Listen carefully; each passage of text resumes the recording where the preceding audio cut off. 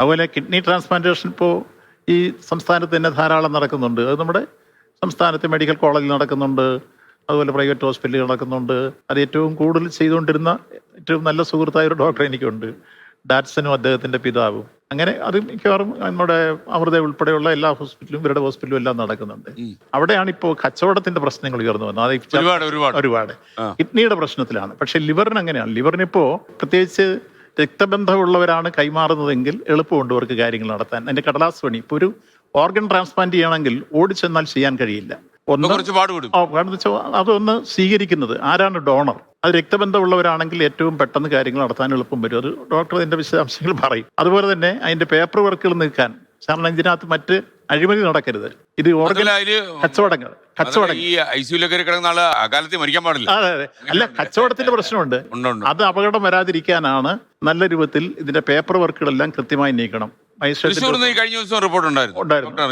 ഇപ്പൊ എറണാകുളത്ത് ഒരു കേസ് പിടിച്ചിട്ട് പോലീസ് അന്വേഷണം നടത്തിക്കൊണ്ട് SIT എന്ന് വെച്ചിട്ടുണ്ട് അതിന്റെ അന്വേഷണത്തിന് വേണ്ടി.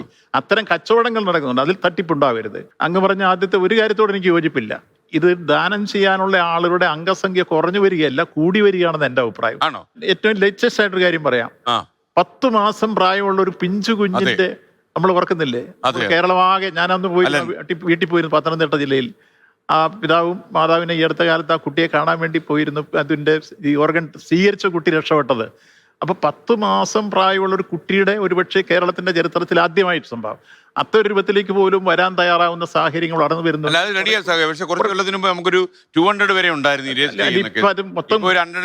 അല്ല, അത് നമ്മൾ ഇവിടുത്തെ മാത്രമല്ല എടുക്കേണ്ടത്. ഇവിടുന്ന് നമ്മുടെ സ്റ്റേറ്റിന് വെളിയിൽ പോയി ചെയ്യുന്ന കേസ്. അപ്പൊ ഞാൻ പറയുന്നത് ഇപ്പൊ ചെന്നൈയിൽ ഗ്ലോബലില്, റിലയൻസ് ഇൻസ്റ്റിറ്റ്യൂട്ടില്, അപ്പോളോയില്, ഇങ്ങനെ വിവിധ ആശുപത്രികൾ ചെന്നൈയിലും അതുപോലെ തന്നെ സൗത്ത് ഇന്ത്യയിലുമായിട്ടും പിന്നെ ഡൽഹിയിൽ എയിംസിൽ ഉൾപ്പെടെ പോകുന്ന കേസുകളുണ്ട്. അപ്പൊ നമ്മൾ കേരളത്തിലെ മാത്രം വെച്ചല്ല കണക്ക് നോക്കേണ്ടത്. ഇപ്പോൾ ഓർഗൻ ട്രാൻസ്പ്ലാന്റേഷന് കുറെ കൂടി ബോധത്തിലേക്ക് വന്നതിന്റെ ഏറ്റവും അവസാനത്തെ ഉദാഹരണങ്ങളാണ് ഞാൻ ഈ സൂചിപ്പിച്ചത്.